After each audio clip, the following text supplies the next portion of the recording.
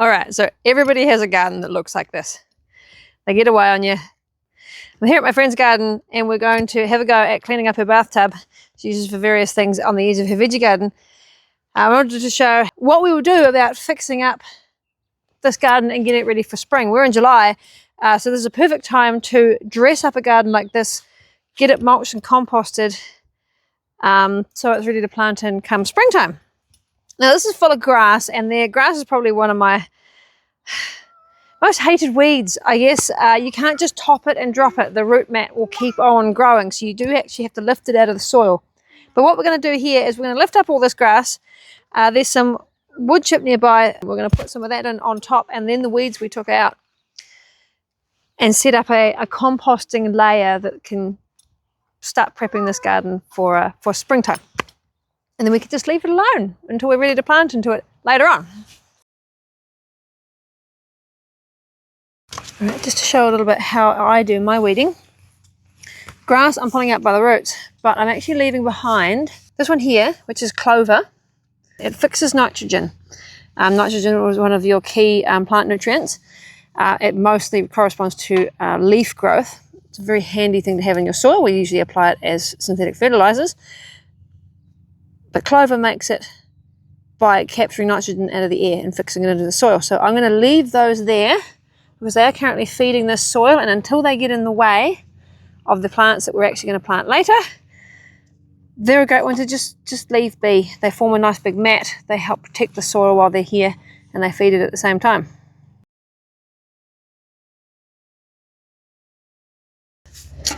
All right, so that's the weeds taken out, all those grasses. But what we've now got is this bare patch of soil, and bare soil is very vulnerable, gets very sad very fast. Nature doesn't like to be naked. So we're going to cover it back up, and the best thing to cover it back up with is what we just took out, because everything that the leaves of these grasses is made of has come out of this soil, especially soil in a trough like this, which is contained. This is nutrient that's come from here, plus sugars and carbon structures that have been created from photosynthesis from the sunlight.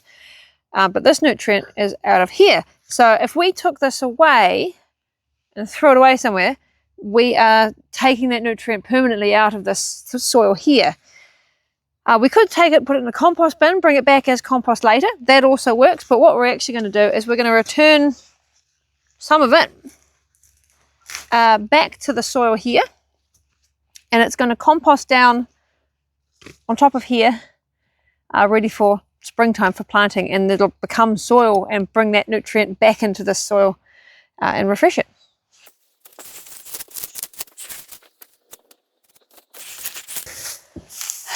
So this is kind of the basis of a no-dig garden. They get called lasagna gardens, no-dig gardens.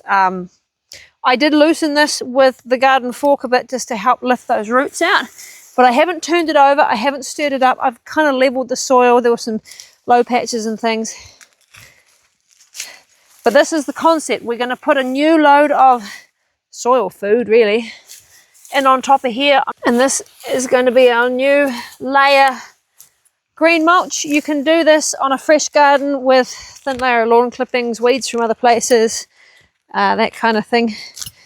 The greater the variety of material you put down when you're doing this, the greater the nutrient variety in your soil afterwards. So if you've got herbs in particular, comfrey, borage, seaweed, they all add different minerals, particularly comfrey and borage are bioaccumulators of various different minerals. They add all that into the soil as they break down.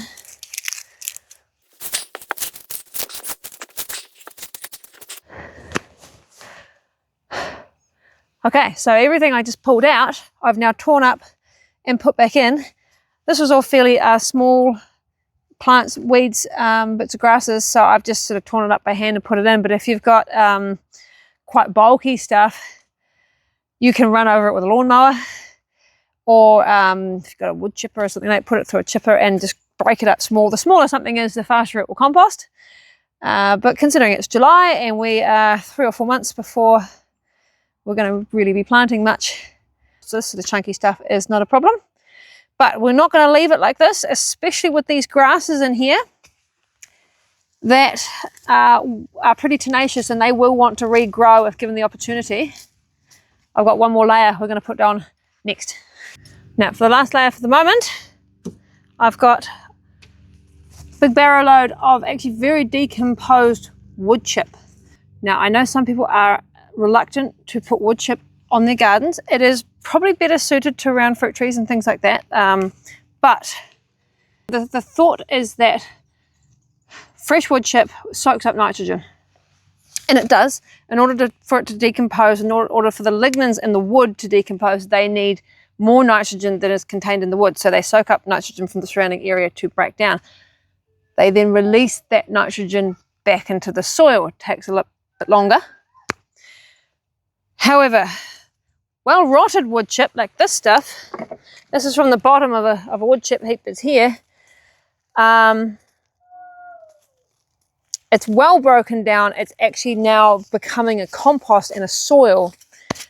Rather than sucking nitrogen in, it's starting to release carbon.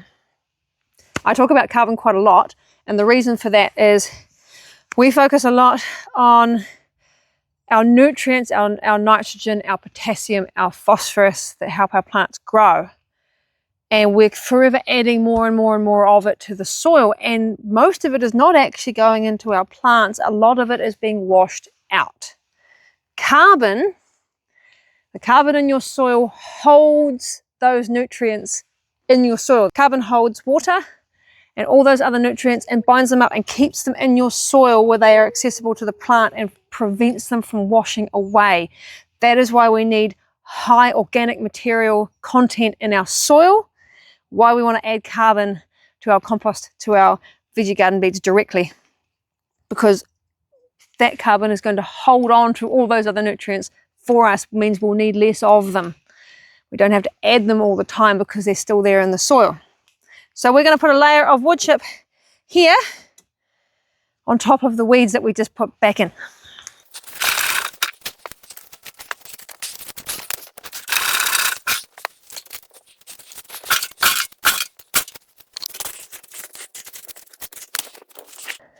So that's this garden prepped for spring. It'll sit here like this for the next 2 or 3 months. When it comes time for planting our seedlings or direct sow seeds into here, we can top this with a layer of compost. This is going to sink down over time as the wood chip and the weeds underneath compost and decompose. We can put some mature compost on top of this and then plant straight into it. I would then cover that soil load with another layer of green waste mulch to keep the soil covered. But this layering system adds an enormous amount of nutrients and carbon and organic material to the soil. This has refreshed this garden bed, and it should be ready to go for some more plants, more seedlings in spring.